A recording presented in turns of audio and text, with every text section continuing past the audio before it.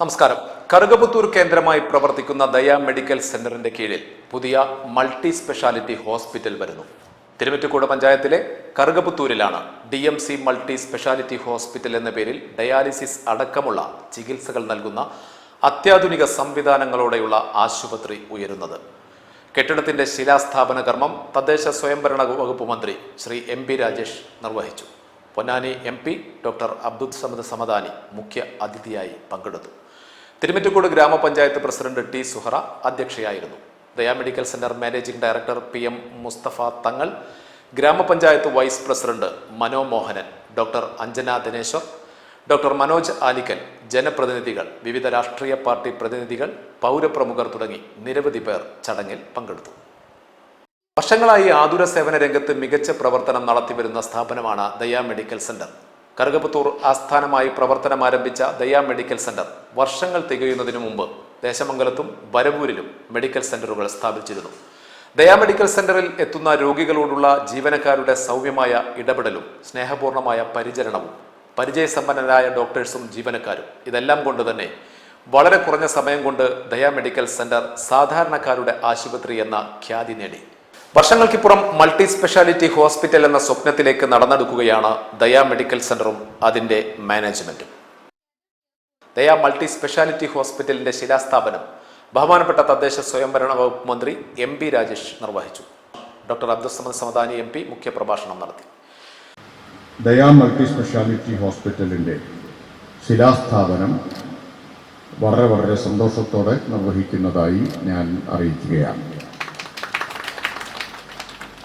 ദയ multi speciality ഹോസ്പിറ്റലിനെ കുറിച്ച് എന്തെല്ലാമാണ് ഉദ്ദേശിക്കുന്നത് എന്നതുമെല്ലാം സ്വാഗത പ്രസംഗത്തിൽ മുസ്തഫ തങ്ങൾ പറഞ്ഞു കഴിഞ്ഞിട്ടുണ്ട്.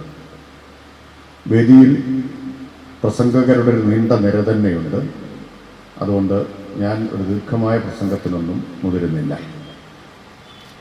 ബഹുമാന്യയായ അധ്യക്ഷ പറഞ്ഞതുപോലെ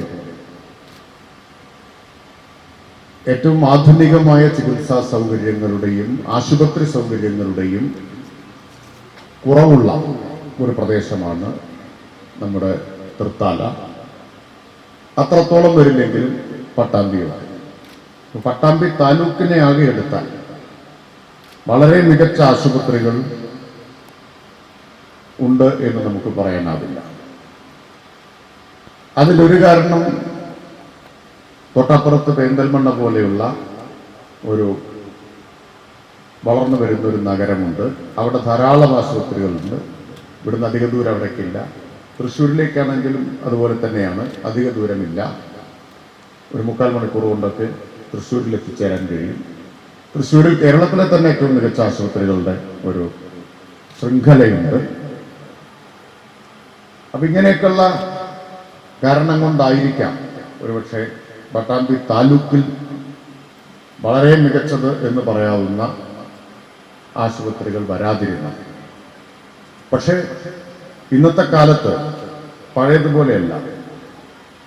തൊട്ടടുത്ത് എല്ലാ മികച്ച സൗകര്യങ്ങളും ഉണ്ടാവണമെന്നതാണ് ആളുകൾ ആഗ്രഹിക്കുന്നത്. പ്രത്യേകിച്ച് ആശുപത്രി സൗകര്യം.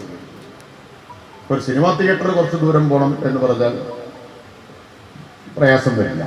പക്ഷെ ആശുപത്രി ഏറ്റവും അടുത്ത് ഉണ്ടാവണം. അതും സ്പെഷ്യാലിറ്റി സൗകര്യങ്ങളുള്ള ആശുപത്രി ഉണ്ടാവണം എന്നതാണ് ആളുകൾ ആഗ്രഹിക്കുന്നത്.